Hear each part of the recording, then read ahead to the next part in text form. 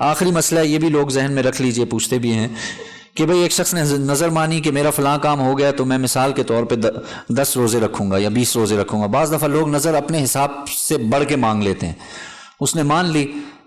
اب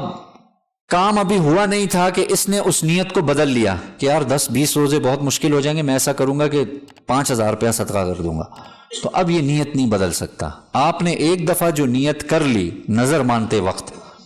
تو آپ اسی نیت پر برقرار رہیں گے، یہ نہیں کر سکتے کہ روزے نیت کو تبدیلی کر دیا سرے سے، یہ نہیں ہو سکتا۔ وہ ایک الگ مسئلہ ہے کہ بھئی اگر آپ نے نیت میں کوئی چیز متعین کی تو اس چیز کے